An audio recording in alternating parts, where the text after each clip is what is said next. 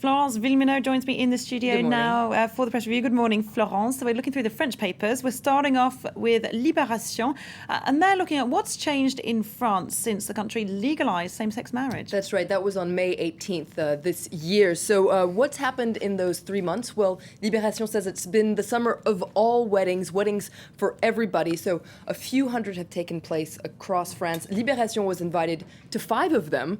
So they tell a closer story about this. And Libération really applauds the fact that all this really went through without a hitch.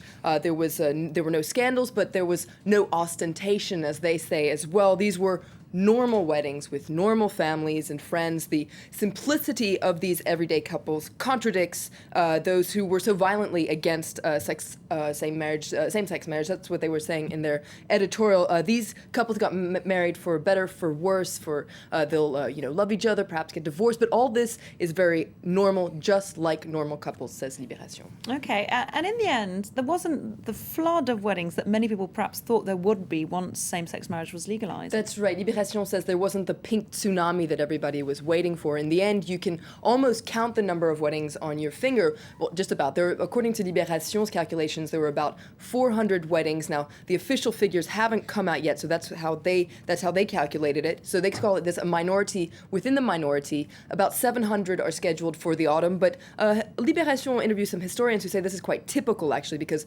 organizing weddings is quite complicated, takes a lot of time, so there'll probably gradually be a buildup in the number of weddings. But another thing that Libération points out that all the weddings that have taken place so far, they've been somewhat banal, really. Nobody's made as big a deal as a lot of people thought they would have been doing.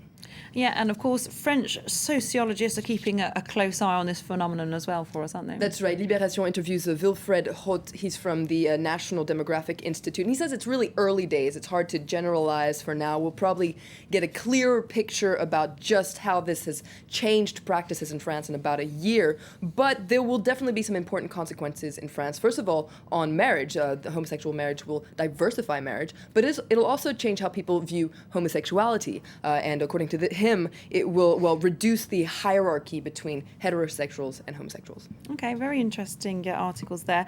Gender studies, a hot button issue here in France, at least according to Le Figaro. Tell us more about that. Well, that's on the front page of Le Figaro, so the right-leaning paper today. They say that gender studies defenders are on the offensive. So what's this about? Well, there was a recent government report on equality between girls and boys that says that gender stereotypes should be deconstructed in primary school. So in the fall, when people go back to school, 10 primary schools will actually have some experimental programs in gender studies. Now, Le Figaro is not very excited about this. They say that they're very critical of the government for getting so carried away about something that really shouldn't be a priority for them. They say that what the government really should be focusing on is the basics: reading, writing, math. That's where the real problems are, and that's also where everything starts, because Le Figaro says in their editorial, how can you expect little kids to understand anything about gender if they have trouble with reading and writing?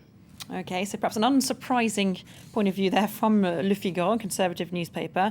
Now, the French government has also been coming under fire for a meeting that it's held recently about the future of France. A very big theme there. That's right. This is also in Le Figaro, the right-leaning press. So this is La France de 2025, so France in 2025. What is France going to be like 12 years from now? Well, Le Figaro points out that the government was very optimistic. The future is very rosy, according to the government, for jobs, housing, the economy, etc. But as Le Figaro points out, not everybody agrees with the government. The government drew a lot of criticism from the right, but also from the center. A lot of people were saying that the government is just completely out of touch from reality. How can they think that the future is going to be bright when it's so bad right now? And they've had to revise a few of their targets down. Well, absolutely. In fact, Le Figaro points out that the government has really been backpedaling. But it's interesting to note they also drew a lot of criticism from the far left as well.